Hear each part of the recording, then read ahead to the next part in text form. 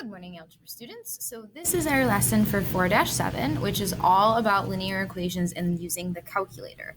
So you're going to need to either be using your calculator or the app for the calculator on your Chromebook, if you don't have a physical one with you. So first couple things we're going to talk about are that just like when we're graphing normal linear equations, we can only graph them if they're in slope-intercept form or if they're in that y equals. So that's the same kind of process here with linear equations in the calculator. Only y equals linear equations can be graphed in the calculator. So we can't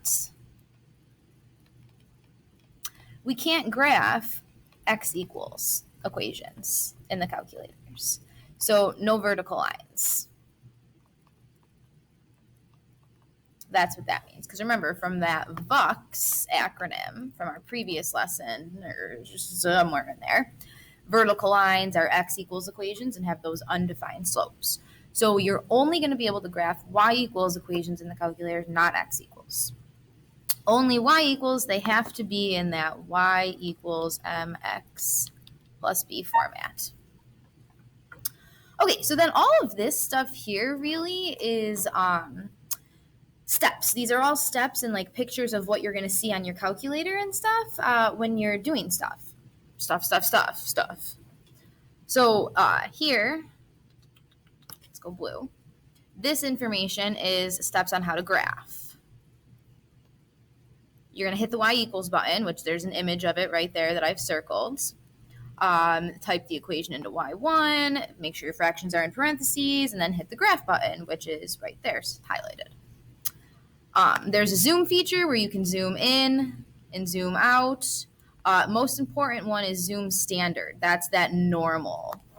That zoom standard is the normal grid.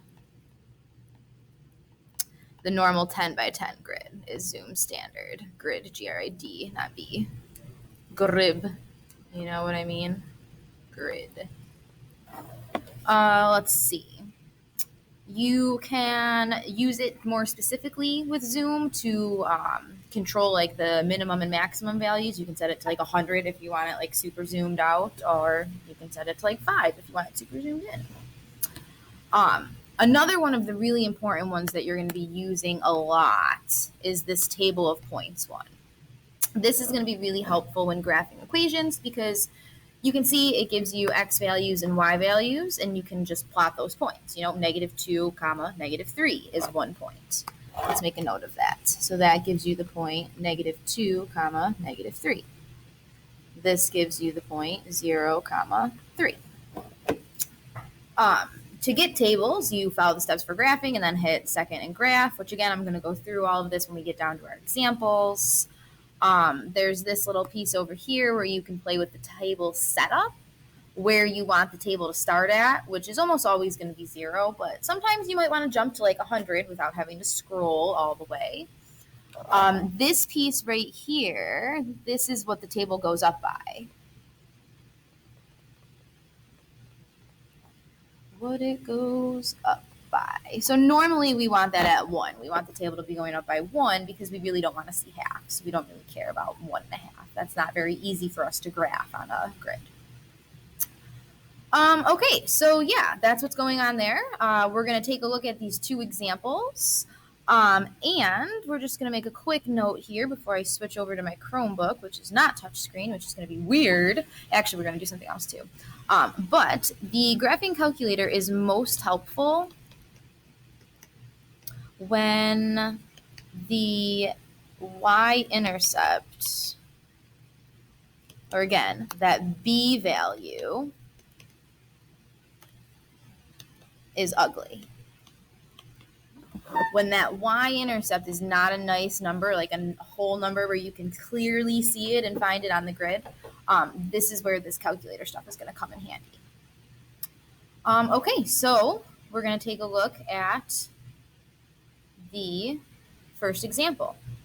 And actually, I'm going to do this all right in the one here because then I'm going to jump to my Chromebook. So again, in order to graph this thing in the graphing calculator, this equation, I need to solve for y first. So I'm just going to make a note of that. Must solve for y first. And I'm going to do that by minusing the 2x to both sides. Negative 4y is equal to negative 2x plus 16. Divide all pieces by that negative 4, leaving me with y is equal to 1/2 x minus 4. So that's the first equation I'm going to look at, which we know about this equation. We know our slope is 1/2, and we know our y-intercept is that negative 4. So we're going to take a look at some fun stuff in the calculator.